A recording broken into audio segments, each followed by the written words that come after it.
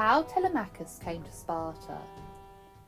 It happened that on that very day when Telemachus and Nestor's son came to Sparta, King Menelaus had a double wedding in his house. His daughter Hermione was married to the son of Achilles, and he had found a wife in one of the noble families of the country for his son, whose name was Megapentheus. So, when the two men drove the chariot up to the door of the palace, the king's steward was a little vexed, and he said to himself, "We have quite enough to do already, and here are two strangers whom we shall have to entertain." So he went to the king and said, "Here are two strangers at the door. Shall we keep them here, or shall we send them to another house?" Menelaus was very angry and answered, "What? Shall we, who have been guests in many houses, turn away guests from our door? Not so! Unharness their horses and bid them to sit down and eat." So the steward gave orders to the grooms that they should unharness the horses and take them to the stables and give them corn to eat. And to the young men he said, "Will you please come down from the chariot and come in?" So the two got down, and he led them into the king's hall. A wonderful place it was, as bright as if the sun or the moon was shining in it. And when they looked around them, the steward took them to the baths, which were made of polished marble. And when they had bathed, they came back to the hall, and the king himself set them down to sit down by him. So they sat down, and first the maid brought silver basins, and poured water into them for a golden jug, that they may wash their hands.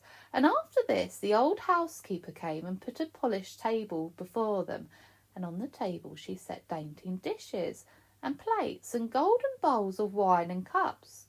And the king told a servant to bring a chine of beef, which was his own portion, and bade them to eat. When they'd had enough, Telemachus said to his friend, "See the gold and the silver and the amber and the ivory. This must be as fine as the hall of the gods."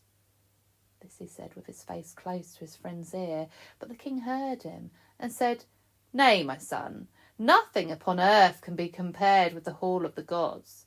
And there are other men who have things as fine as these. Yet fine they are, I have wandered far to get them. But alas, while I was getting them, my own dear brother was wickedly slain in his own home. I would give them all if he was alive again. He and other good friends of mine. Many are gone, but there is none who I miss more than Odysseus. And no man knows whether he is alive or dead." And when Telemachus heard his father's name, he held up his cloak before his eyes and wept. Menelaus saw him and knew who he was, for indeed, as had been said, he was very much like his father. Then he thought to himself, "Shall I speak to him about his father, or shall I wait till he speaks himself?" Just then Helen herself came into the hall, and 3 maids with her. One set a couch for her to sit on, and another spread a carpet for her feet. The third had a basket of purple wool for her to spin, and she had a distaff of gold in her hands. When she saw the strangers, she said, "Who are these, Menelaus? Never have I seen anyone so like Odysseus as this young man. Surely this must be Telemachus, whom he left as a baby in his home when he went to Troy." And the king said, "It is true, lady. These are the hands and feet of Odysseus, and he has the same look in his eyes, and his hair is the same colour."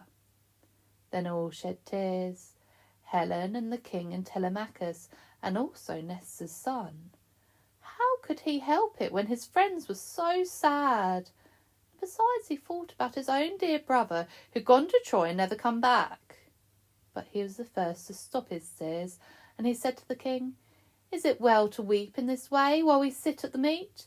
There is a time to mourn for the dead and to weep and to crop close the hair, but there's also a time to rejoice." "You're right," said the king. "You are the wise son of a wise father. Yes, we will weep no more. As for Telemachus," he said, "I have much to say to each other. Let that be tomorrow, but now we will eat and drink." Then the fair Helen took a certain medicine and mixed it in the wine that they were about to drink. It was a herb, and it grew in the land of Egypt, and the wife of the king of Egypt had given it to her. It was called Painless. and it was a wonderful medicine, for if anyone drank the wine in which it was mixed, he'd feel no pain or grief. No, not though his father and mother should die, or his son or brother should be killed before his eyes. So they sat and drank the wine and talked together. And one of the matters about which they talked was the wisdom of Odysseus. And Helen told this story. While the Greeks were besieging the city of Troy, Odysseus disguised himself as a beggar man and came to the gate of the city and desired to speak with some of the chief men. It could be seen that he had many welts and bruises upon his body, as if he had been cruelly beaten, and indeed he had beaten himself. So they brought him to me, knowing that he was a Greek. When I saw him, I knew who he was, and I asked him many questions. Very cunningly did he answer them, but I promised him I would not make him known. So he sent about the city and found out many things that the Greeks desired to know. Also he killed some of the Trojans stealthily. Other women in Troy mourned and lamented, but I was glad, for I desired to go again to my home. Then Menelaus said, "You speak truly, lady. Odysseus is indeed the wisest of men. I have travelled over many lands, but never have I seen anyone who could be matched with him.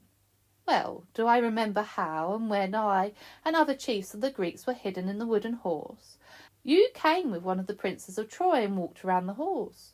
Someone of the gods who loved the Trojans had put it in your heart to do this. 3 times you walked around, and you called to each of us by name, and when you called, you imitated the voice of the man's wife. And so well did you do it, that we could not believe but that our wives were truly calling to us." Then Diomed would have answered, and I too, but Odysseus would not let us speak, for he knew what it truly was. Thus he saved the Greeks that day. Then Telemachus said, "Yet all his wisdom has not kept him from perishing." After that they went to their beds and slept.